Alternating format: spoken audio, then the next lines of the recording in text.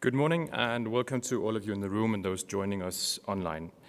Welcome to day 2 of this 10th annual ESPAS conference with the title Geopolitics is Back, Charting a Course for the EU in a World of Shift and Shocks. Before setting out the program for this second day of our conference, I first wanted to introduce myself as I'm a newcomer to the ESPAS community. I have recently assumed office as a Deputy Secretary General of the European Parliament, and I'm a Director General of the European Parliamentary Research Service, or the EPRS as we call it. I'm delighted to have this opportunity today to introduce myself to colleagues in the ESPAS community, and indeed the wider Foresight audience that are watching us online.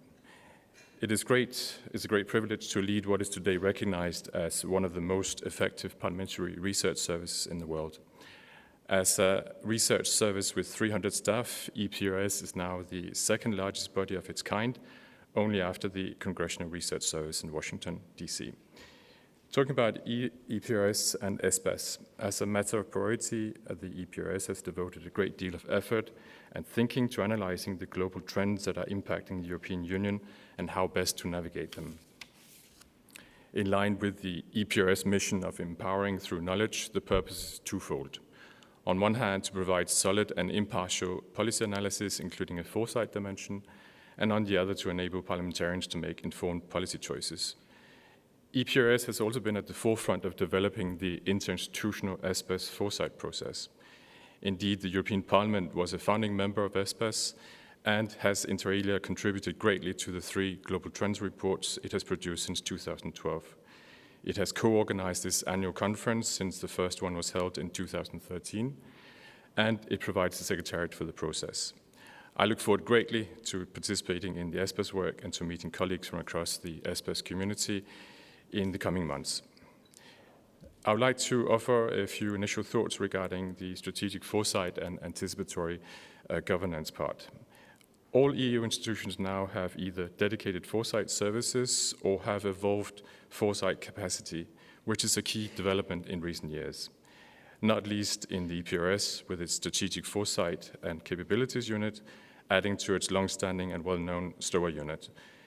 This makes it possible to bring foresight support to policymaking to a new level. I intend to maintain as an EPRS priority anticipatory governance and foresight, and further develop EPRS activities in this field, building in particular on ESPAS and the upcoming 2023 Future Shocks report.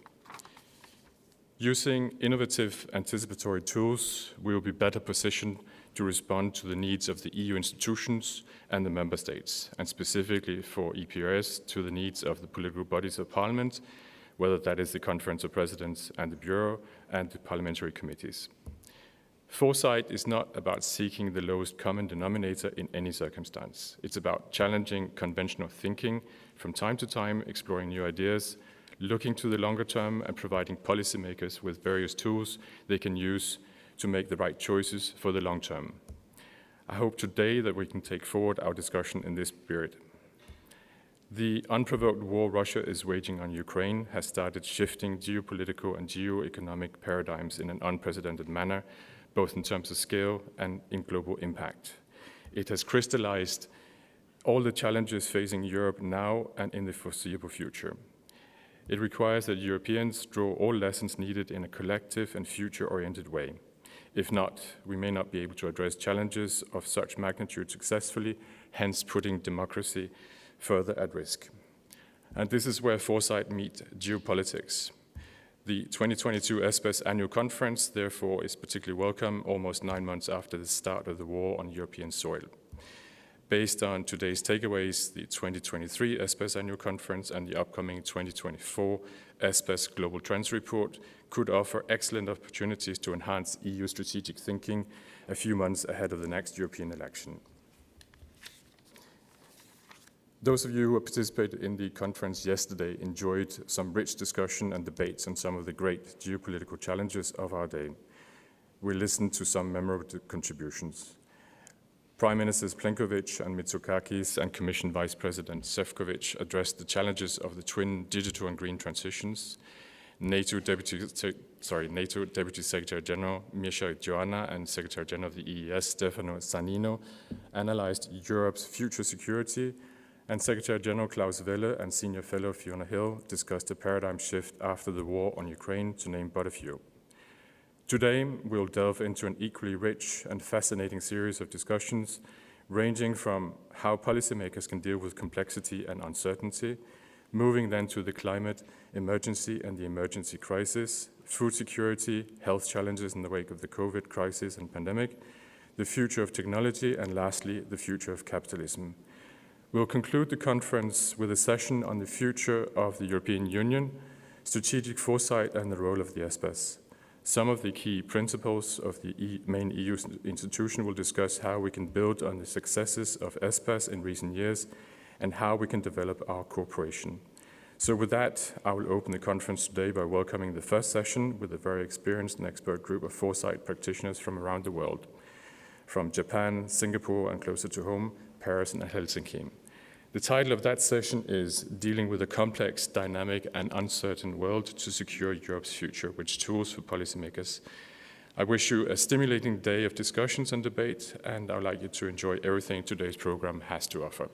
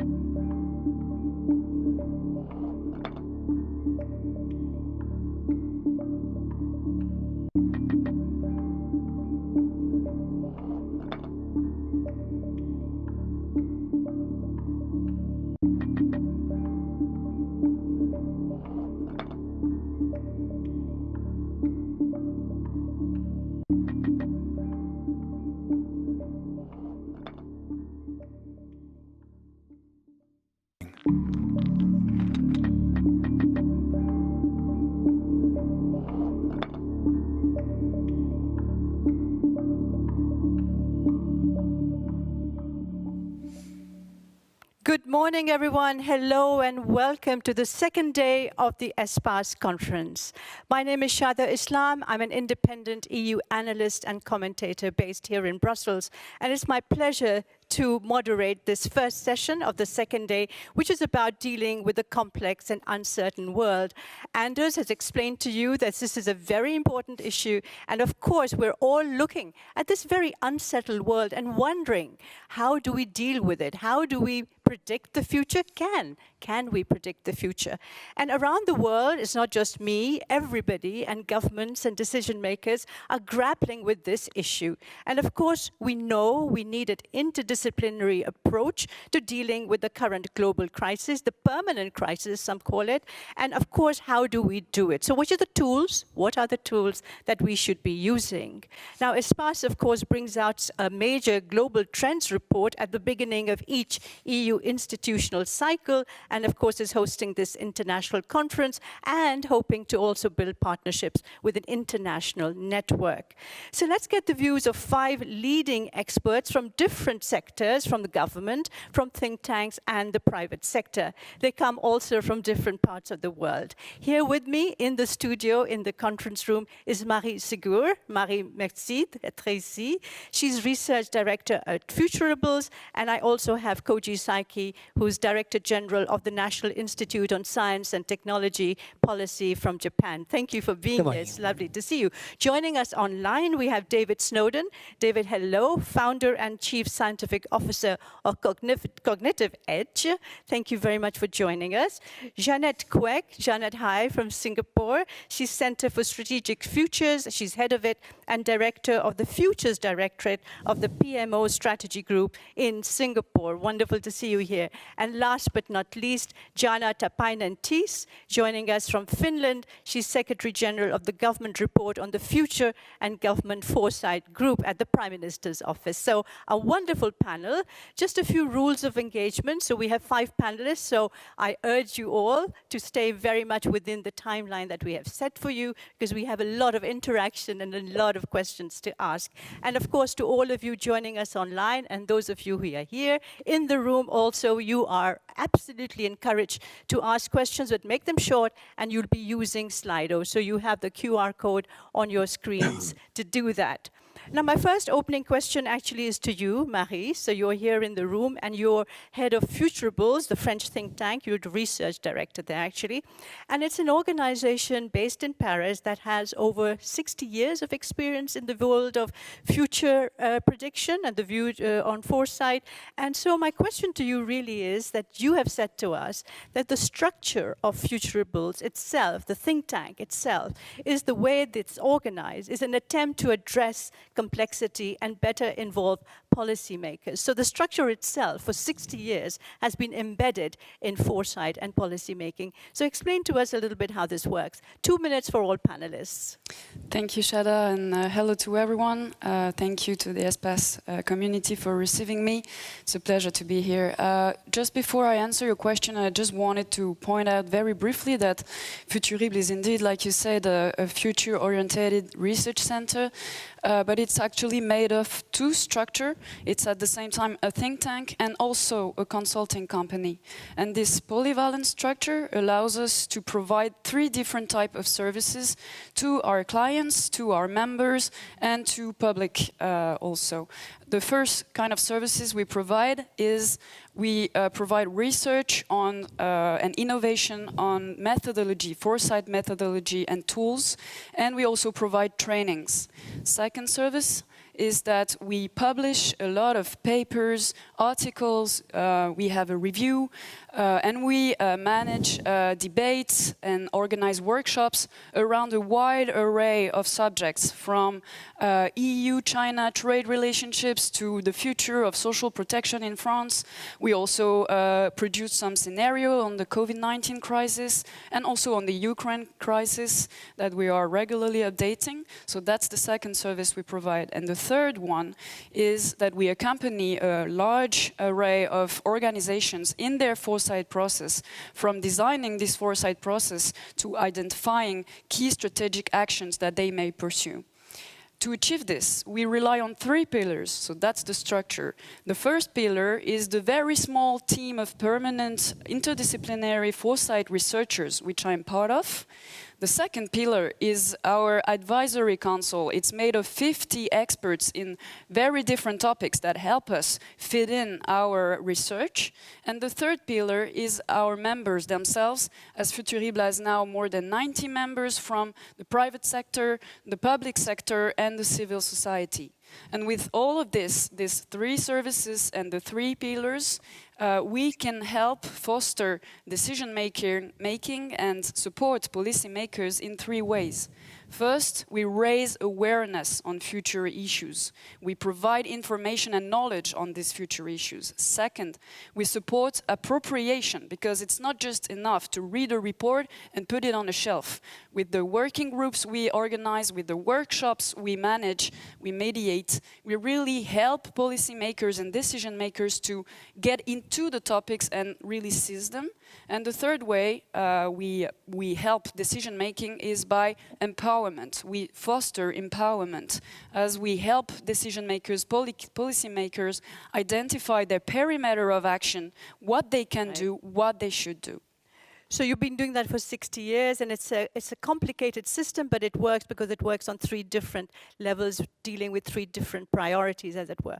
So, David, if I could turn to you now, and of course we're living in a very, very unsettled world, a troubled and troubling world. We have the COVID pandemic, and of course major disruptions arising from Russia's brutal war in Ukraine.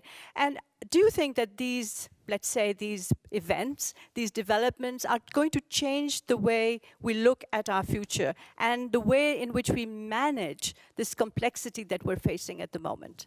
Screen is yours. Yes, I mean, fairly obvious they are. And I was meant to be in Kyiv 3 days after the war actually started. I've been going there for 2 or 3 times a year for many years now. So to see what's going on is a major tragedy.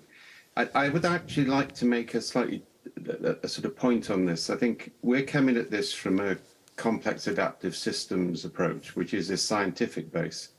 We often contrast systems thinking with complexity science, and the difference between thinking and science is important.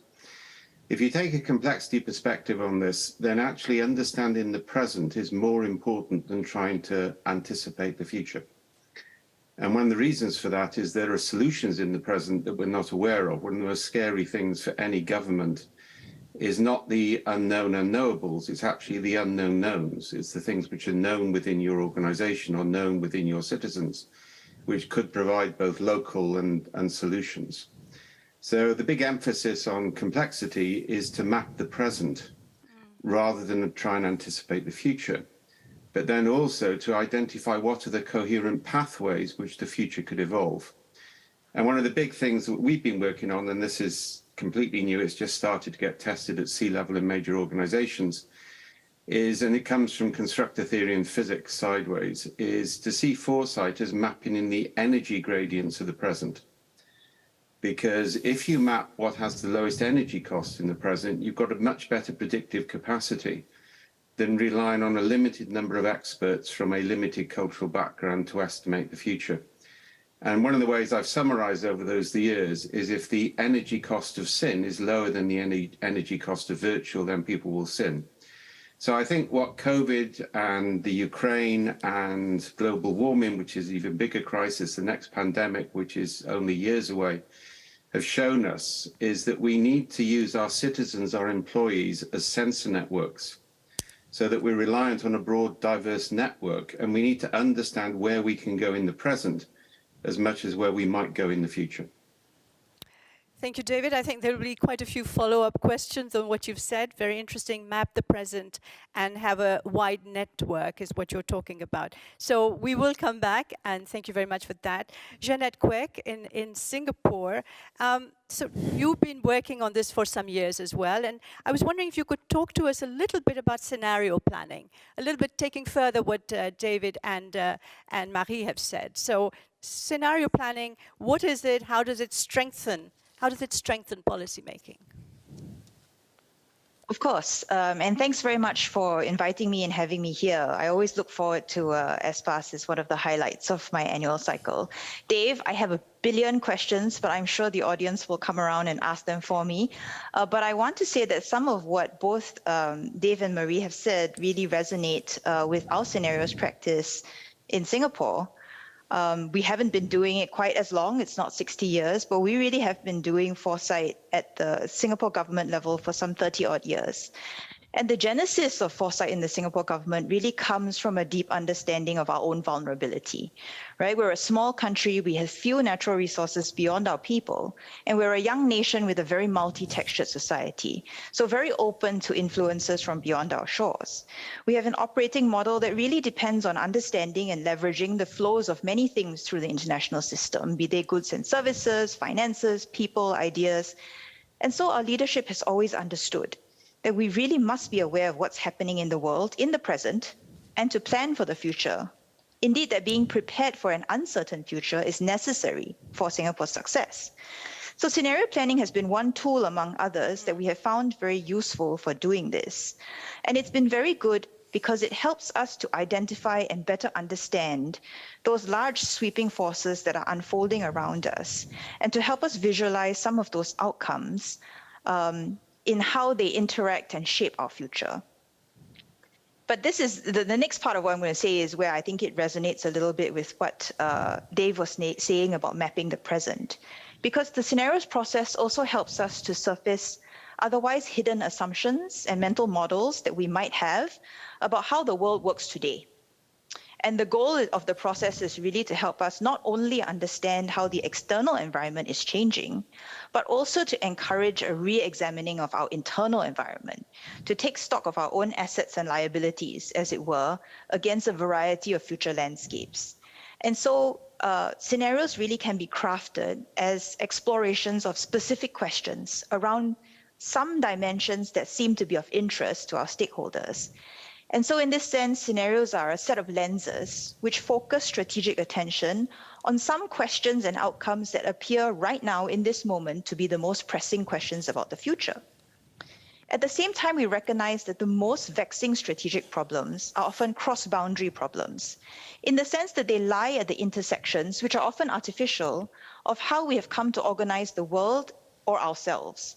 And as such, they require the insight and experience of different people, different experts in various domains coming together, both to understand the contours of the challenges ahead of us, as well as to devise the solutions. And one of the greatest value adds of our scenarios practices is that they provide a place for these minds to meet and exchange ideas. And we see cross-fertilization, not just of information, but of ways of understanding the world, which when we apply across domains may result in those new known unknowns or unknown knowns emerging from the system to provide some possible solutions to the problems we're facing. Thank you very much, Janet. So also questions, I'm sure, about what you're doing. Jana, let me go to you in Finland. And of course, Finland is one of the oldest and most successful examples of foresight use, I think, going on for many, many years as well, and at the highest governmental level. And for many countries around the world, many experts, you're seen as a benchmark for how to actually do the futures. So exceptional times creating exceptional challenges. And so what is your current sort of priority when it comes to policy informing, policy making? Thank you, and also thank you for the invitation. Like Jeanette was saying, this is one of the highlights of the year, and it's great to be in ESPAS and join this biggest foresight community in the EU. So yes, Finland has a very long track record in creating future-oriented structures of decision-making. And like Singapore, we have also some 30 years experience in this sort of formal strategic futures dialogue between the government and the parliament. And it is formed by our government report on the future process. So the first government report on the future was submitted to the parliament already back in 1993. And since then, each electoral period, the government submits this government report to the parliament. We have changed this past few years. Now the process in which this government report on the future process is being conducted, and one of the biggest changes is now that we have moved into a two-part process. So the first part is and this. Now this time has been a scenario process about the future and next generation in Finland, and it's about scenarios taking into account the uncertainty of the global operating environment to support preparedness. And but it's not enough just to do scenarios a little bit what Dave was saying in a limited group. So what we've done is we have done this work together with all the 12 ministries of Finland. And exactly because of the complexity of the operating environment, it requires us to take a more comprehensive approach to this work. So what we have done is we've moved sort of from one theme to overall picture, from continuity thinking to dealing with uncertainty and complexity. We have gone from outsourcing foresight to really doing it ourselves. That has been a big learning curve, and it has increased the foresight capacity of the state administration. But of course, it has also required a greater investment of resources than before. We emphasize co-creation, cooperation, and participation. So all ministries, expert researchers, the National Foresight Network have participated in the work. But also we have had 50 citizen future dialogues as part of the report. So we wanted to hear about citizens' hopes and their fears, and also about their preferred future. So this is, we're changing to this government report on the future process. This is the foundation of this joint and continuous foresight in government and in the ministries. Thank you, Jana. So let me come to Koji Saiki here in the room with us. So Japan has always been a leader when it comes to technology for decades and decades now. So what are the lessons, Koji, if I may ask you, that you have accumulated and learned to inform policy making when it comes to dealing with the uncertain, unpredictable, if I may say so, futures? Thank you so much for giving me a chance to talk about our activities. Japanese government has carried out technology foresight every 5 years since the 1970s, and NISTEP has been the lead agency since 1990s. The latest one is 11th survey published in 2019, and we are now starting the new phase for the 12th survey. One of NISTEP foresight's competencies has been its technology focus, the basis of which the knowledge of science and technology experts in a wide range of fields.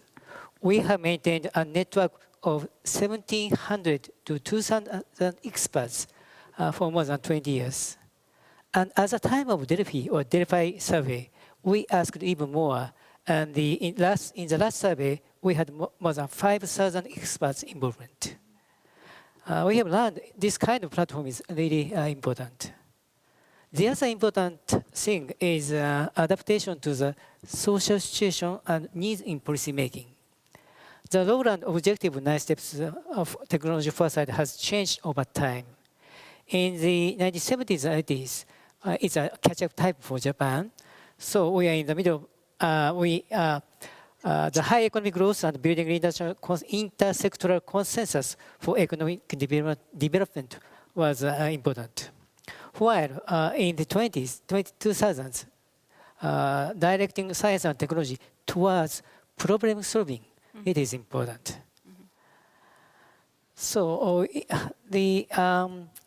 in response to the policy changes, NISTEP has modified its methodologies from technology seeds focus to social needs-led problem solving and social vision-led approach. We have devised improvements through practical work. For example, in visioning workshops, we try to invite various stakeholders as much as possible, and added the regional workshops for the people's need. As to Delphi studies, we established not only sectoral subcommittees in science and technology, but also subcommittees by social issues. Recently, science and technology has been incorporated into society deeply. Consideration of social aspect is becoming more and more important. The challenge, how we can combine well technology-based seeds push methodology and social vision-based needs-pull methodology is a challenge for us. Thank you very much indeed. So we've heard from our 5 experts from different parts of the world, different sectors, and using very different tools which would inform policymakers when they think about the future. So let me go back to you, Marie, and may I ask everyone watching us online and in this room to start putting in questions so I can take them to our panelists. Marie, you recently published a scenarios report on Ukraine, which involved what you call participatory and iterative approach, right? And you've said this is a case study on how foresight can help policymakers. So as an example for our audience, how did you develop this paper and how is it being used now by policymakers and other people you work with? Thank you. Yeah, we indeed started working on the Ukrainian war right after it started, and we immediately produced the first set of key messages. What do we know now, and what also are the big uncertainties? And it actually goes back to what David also said about identifying what is there now, but also identifying the key questions. On this basis, we developed 6 scenarios on possible trajectories of the Ukrainian war for the next 2 years. And we submitted these scenarios to our advisory council I talked to you about earlier. So a few experts, a dozen of experts reacted on the scenarios we had produced to prove them and be assured that they were solid. And after that, we engaged in a conversation with our members that had similar issues but were coming from different sectors, and had the opportunity to get into the same room people from the Red Cross, people from Michelin, people from the Ministry of Defense, and get those people to talk together and see how related their issues were, and to help us get deeper into these scenarios, but also help them get appropriation of these scenarios and use them in their own organization. And just to answer very quickly on that point as well, we know that today these scenarios are used as framework basis of reflection inside the organizations that are our members, and also inside the Ministry of Defense, Ministry of Interior, as basis of reflection. And we will keep on update them and keep on workshop with all these parties, as also all of us said today, building up a network of very different people is very important when facing complex issues. Right, and keeping that network going, in a sense, exactly. keeping that information going. Right, so Dave, if I could come to you, because you wrote or co-authored a report for the JRC, the Joint Research Center in the European Commission, and it was called Managing Complexity and Chaos in Times of Crisis. And perhaps I can ask you, what is your definition of chaos, and what is your definition of complexity in today's world? Okay, so chaos in terms of the field guide. And by the way, I think Stephen Quest and the team there deserve a huge amount of credit. That's the first major government publication based on complexity science, and that takes a lot of courage and it's getting a lot of traction. Right. And to the huge credit of the European Union for working on that. I think complexity, the best definition is an entangled system. So if you look at the definitions of complex and complicated, something which is complicated can be folded and unfolded, so it can be restored. Whereas something which is complex is entangled, so you just can't unfold it. And complex systems have path dependency, so whatever happened in the past profoundly influences the future.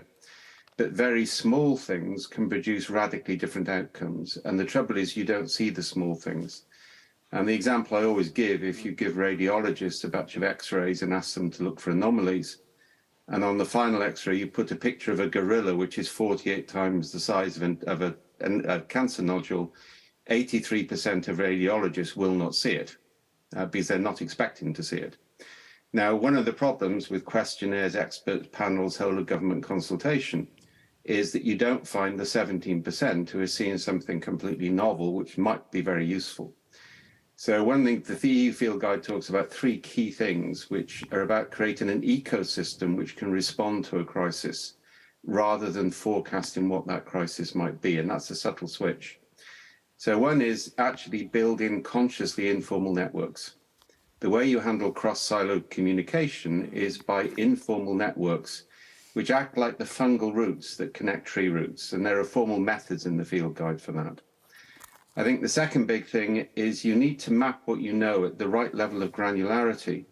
So in the conditions of stress, you can radically repurpose it, because innovation in a crisis is not inventing things from scratch. It's finding things that you already know that you can use differently, which includes, for example, existing citizen groups. And that's a different approach. And then the third and the most critical thing, and this is what I hinted at earlier, is use your citizens as a sensor network. And to do it in real time. You don't have time for consultation in a crisis. You need to spot those weak signals very early. And one of the huge advantages government has is its citizens have multicultural diversity, they're capable of creating real-time representation of what's happening. And the sort of final point I'd make on that is that the field guide basically says, look, there's a real role for scenario planning, but it doesn't deal with high levels of uncertainty. It deals with things where you can encompass the range of possibilities by expert opinion. Once you move outside of that frame, scenario planning is actually quite dangerous because it limits what you see. And at that point, you have to move into these new techniques of human sensor networks, energy gradient mapping, all of which, you know, are sort of triggering at the moment worldwide from that field guide. And that's really important. It's a both and scenario, not an either or scenario, not an either or one. Thank you, Dave. So, Jeanette, let me come to you as well. Thank you for explaining that. And I think we've got some questions coming in that I'll put to you in a minute. But let me take Jeanette now. So, Jeanette, if you could tell us a little bit about practical examples, right, where your work has impacted on the outcomes of a policy, right? So what tools did you use and how did you succeed in convincing policymakers who can be quite skeptical sometimes about turning to experts for help? That's a very difficult question. Before I attempt to answer it, I did want to again respond to what Dave said. I want to agree entirely, especially with that last part about scenario planning being dangerous if used in the wrong context. I think how you phrased it works extremely well with kind of my mental model of when and where you should use scenario planning. And it's actually one of the reasons that we expanded beyond scenario planning to try and think about adding other tools into the toolkit to make sure that we had something on hand that allowed us to deal with situations in which experts can't really crack that nut for you. To go back to the question of examples, right, of when foresight work has had concrete impact on policy outcomes, I have to say it's difficult because attribution is very challenging in this context. It's often very difficult for us to say that the end outcome that you see, which might happen months or years from the initiating conversation, is a result of something that began with the foresight process. Very often the foresight process is a provocation, right? It's an irritant to the system that tries to force the system to think differently about a particular question or to confront something that it hadn't seen yet. And it takes time for that process to develop and therefore to come to fruition much later on down the road. And then it also becomes very difficult to attribute the pathway. There's also the point that I think, at least how we do foresight work in the Singapore government, is that we don't need to attach, or rather we encourage not attaching names to ideas.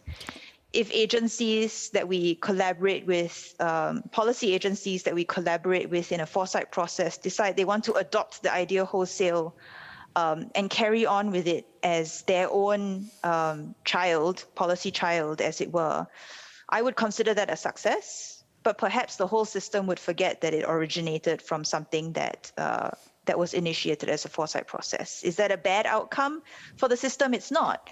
But it's very hard then for the foresight ecosystem to take credit for that.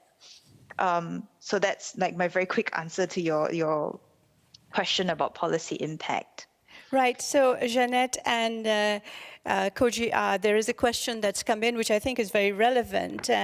And it asks you, both of you, what are your scenarios, foresight, for the Asia-Pacific, the Indo-Pacific, in particular when it comes to China's role? Jeanette, can I get a response from you first? And then I'll go to you, Koji-san. I'm going to say that I'm not terribly comfortable answering that question. And part of the reason is that when we write those scenarios, they're intended for a particular audience, and they're designed to provoke particular conversations. The scenarios that we write aren't necessarily then our predictions or house views of what we think might or are likely to happen.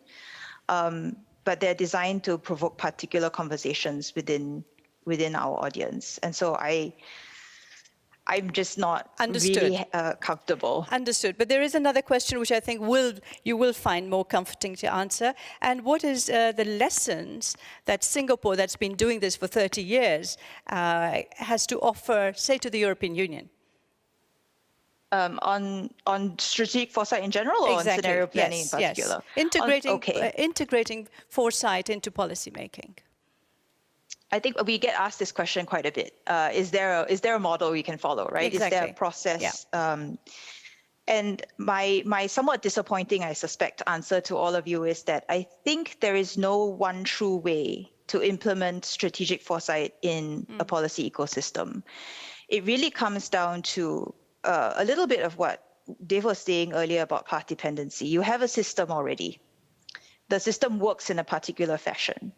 If we want to embed strategic foresight in an existing system, the first thing we need to do is understand how that system works, where are the entry points for foresight that you can kind of provoke a response that is productive.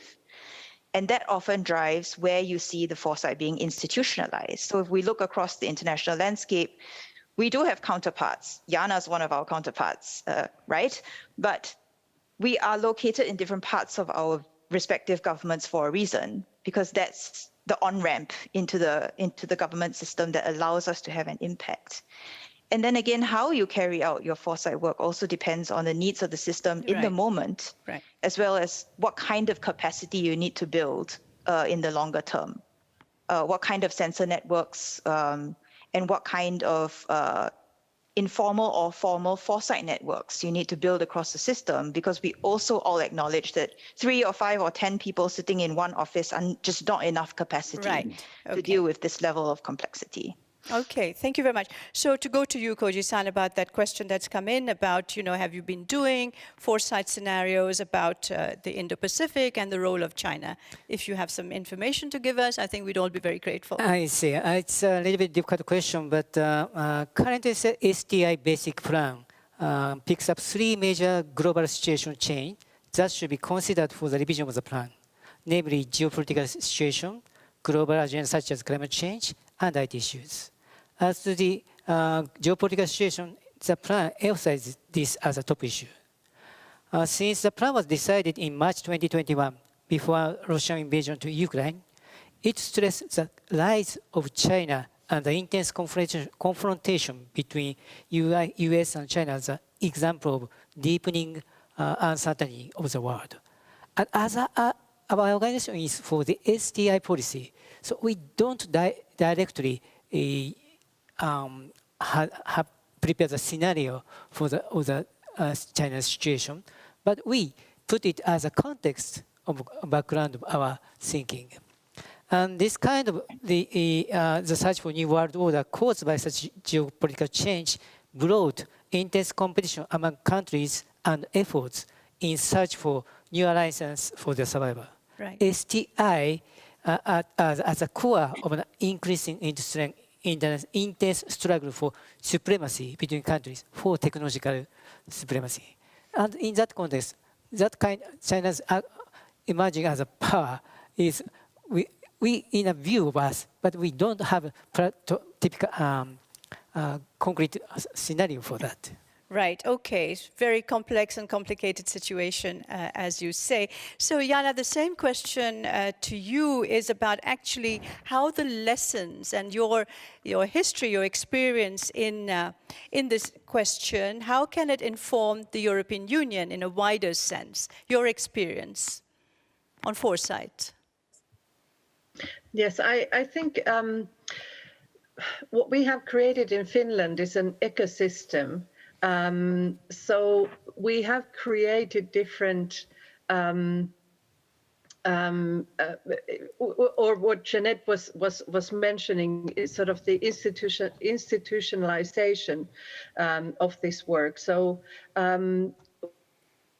we're lucky to have this, to have had wise leadership in the past who have created this formal strategic foresight sort of dialogue between the government and the parliament. So in parliament, the Committee for the Future is our counterpart, and that was also founded some 30 years ago.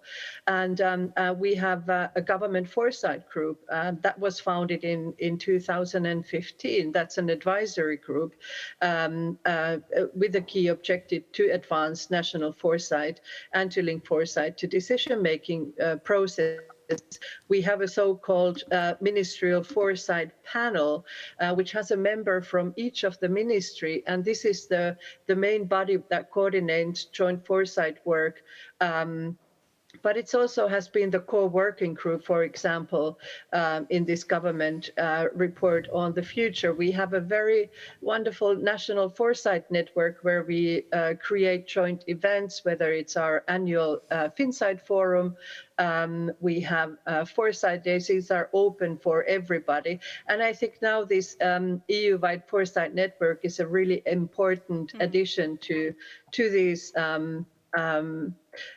and networks where we collaborate. I think we have a very broad consensus for the need for foresight, and there is a considerable acceptance within various levels of the government. We have a very broad engagement of stakeholders, right, and widely evolving citizens, civil society, businesses, and other actors. Right, so getting different points of view. And Marie, there's also a question I want to ask you the same thing. So Jana mentioned the Parliament, and we're sitting here in the European Parliament venue. In your futurables, your company, your think tank, are you also involving the Parliament in these discussions that you have?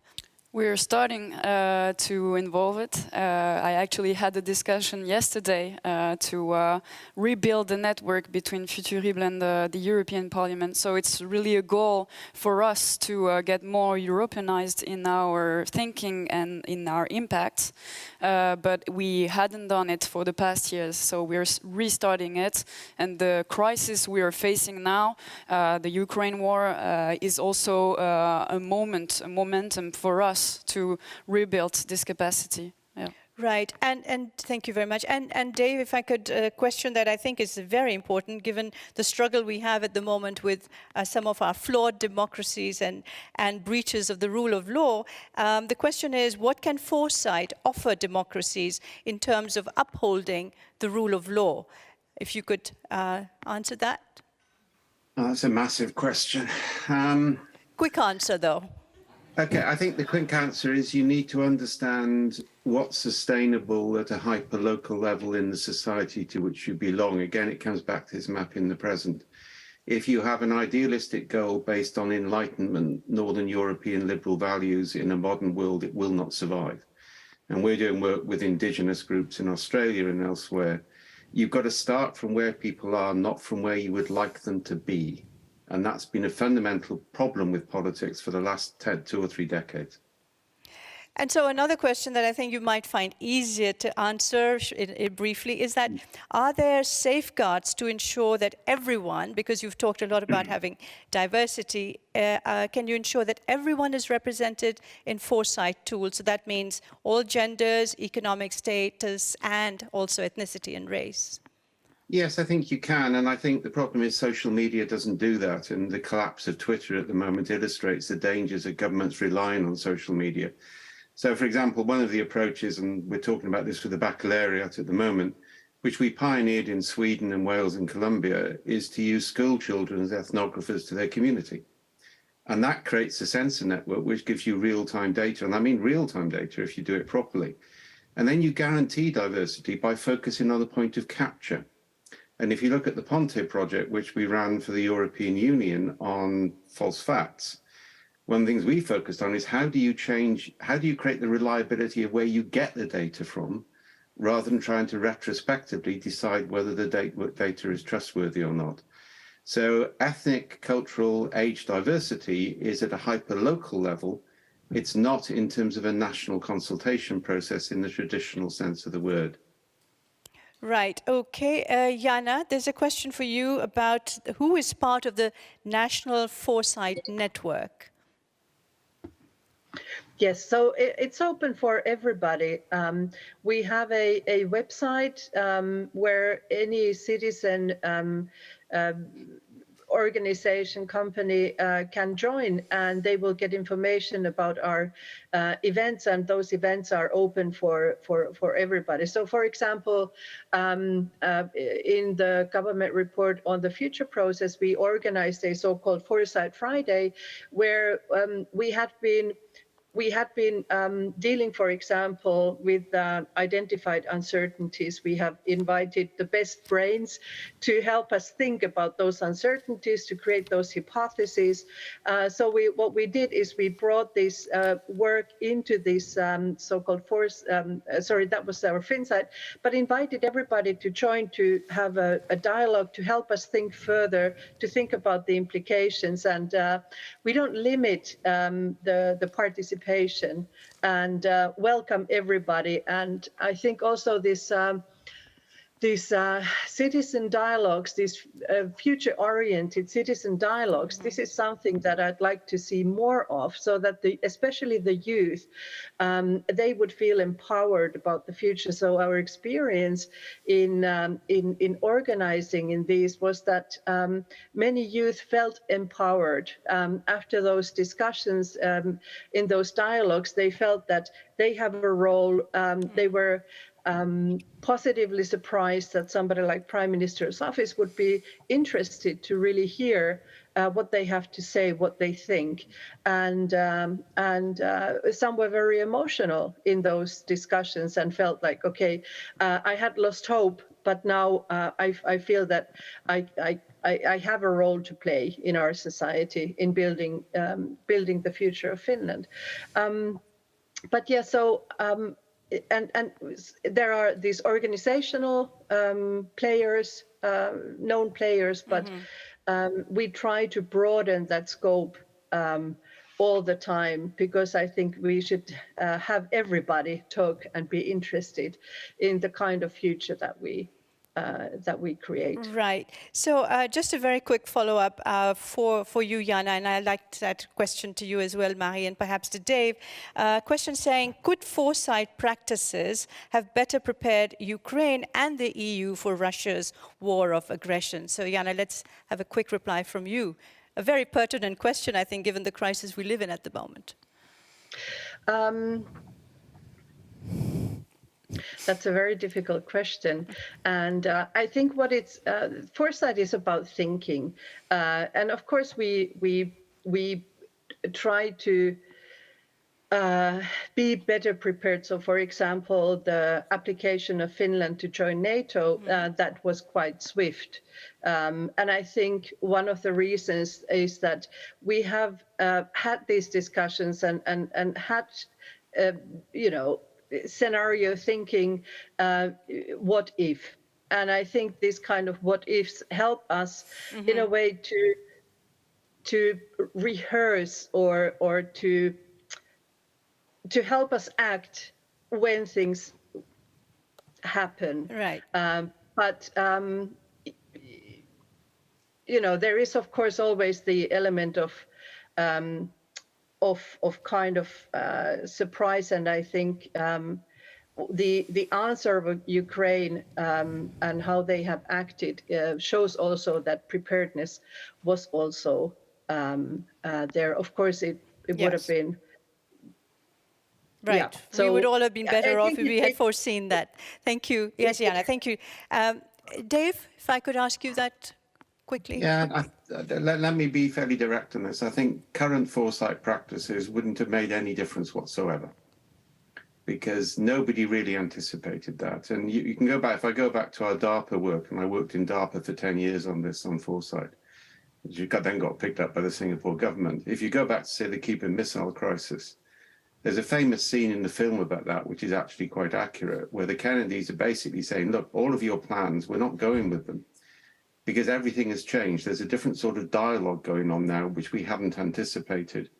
And if we go with our military foresight plans, our strategic plans, our scenario plans, we're going to end up with nuclear war. So, to use the Lincoln famous quote, we've got to think anew, act anew. And I think the current levels of uncertainty in the world, the sort of, the hyper level of crisis and the successive crisis we're going to go through, we really genuinely have to rethink foresight practice in a radically different way. Okay, so Marie, what about you? And I think, David, you'll have to answer that about how we rethink in a radically different way, but I'll come to you on that when I ask you about the future, literally what happens next. So, Marie. Yeah, I think it's quite of a trap when talking about foresight, saying, yeah, you should have seen that and should have better prepared. But to answer to that, I would say that I have a really practical example of how the succession of crises we have known in these past years have actually helped us react to the Ukrainian war at the Futurible level and the network we have.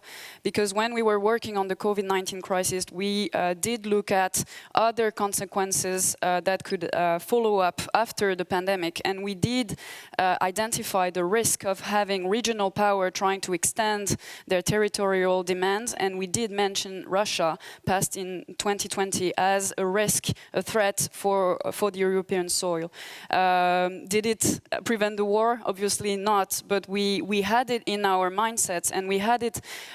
We put it in the mindset of our members, and we also implemented from the COVID-19 crisis on this working group I told you about, on this geopolitical issue. And this working group had the knew how to work together. And when this new crisis came up, of course, we couldn't put a date on when and where it would happen, but we already had the process ongoing. And this is actually a good proof of how important it is to have always an ongoing foresight process, updating our knowledge, and do not take for granted what you think about the future. Just keep the conversation going. Right, thank you for that. So Koji-san and Jeanette, I think the question for you would be also about international cooperation. You both referred to it, but I was wondering if, Jeanette, starting with you, some practical steps that we can take so that we're actually exchanging information on a global level among partners on the foresight question. So Jeanette first, and then Koji-san, please.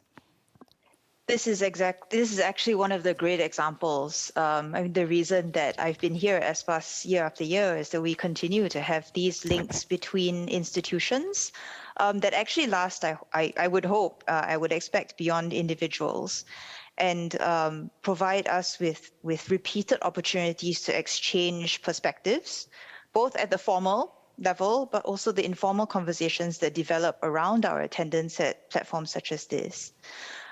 The other thing that we've done a lot of over the pandemic especially is rely a lot more on technology to keep these information exchanges going. We used to have to get on a plane. I don't know why we did. Now in hindsight, it doesn't make sense. We could have done a lot of this on Zoom and a lot more frequently to have these informal touch points, much lower stakes, much more casual conversations where we have a much more constant flow of information and ideas back and forth across the global foresight community. Of course, it's wonderful to meet face to face at various times of the year, and you have different conversations then. But there's something to be said about the more real-time, constant nature of these touch points that we have today. Thank you, Jeanette. Koji-san, for you? Yes, it is very important for us to learn from other countries. So, NICETEP has been organizing international seminars regularly, but it's relatively limited to the STI-related foresight. And hearing from our participants, I think we should have broadened that as horizon to include more diverse input or the diverse kind of activities in the foresight area. So diversity is the key to getting better foresight on the international level, but also on the domestic level as well. And the types including what kind of types of foresight. We are STI oriented, but more geopolitical oriented foresight and so on. So. Right. Okay. Thank you very much. So we've come to the point where I'm going to ask you for your major takeaways, 1 or 2 points that you think are crucial going forward as we try to deal with this troubling and rather complex world. And as predicted, Dave, I'm coming back to you because you did leave us in suspense.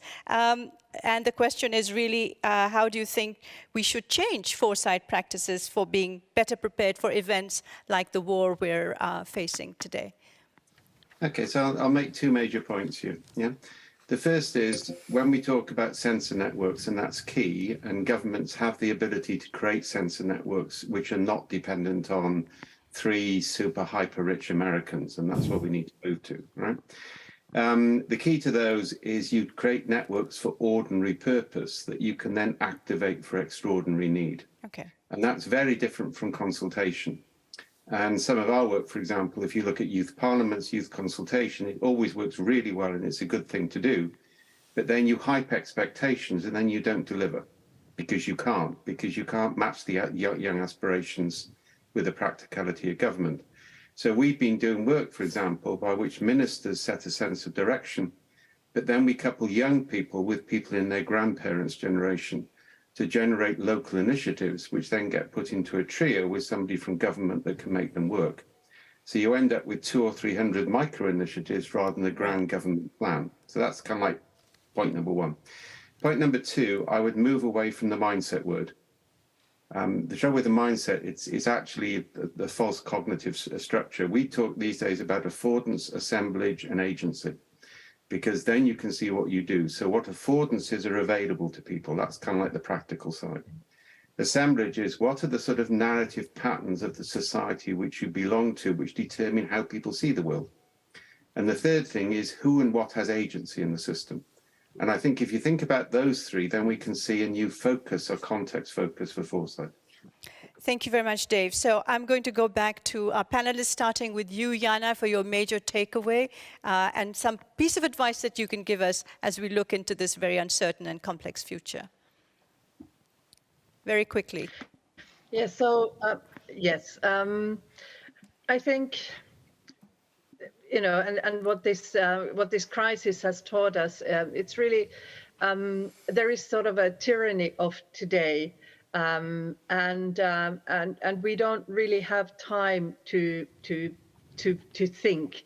And scenario planning is really not about this accurate picture or guessing the future, right? It's about better thinking, and it's about this ongoing strategic conversation about the future. And I hope that we have more time for these conversations. And it's also linked to decision making without really understanding on what assumptions of future development our decisions are based on. All programs or strategies are based on some assumption of the future. So also a conversation about what are our assumptions of the future.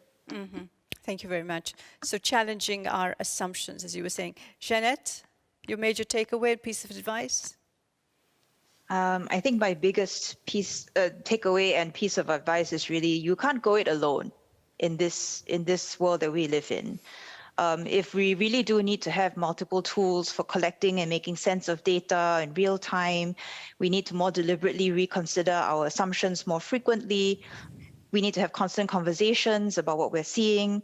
Right. Then what we really need is an international sensor network that helps us do this sense making. Thank you. Thank you very much. Very quickly, Koji-san, and then last, Marie. Yes. Very quickly. there is a strong priority for the convergence of knowledge in Japan, mainly for science and humanitarian societies, social sciences.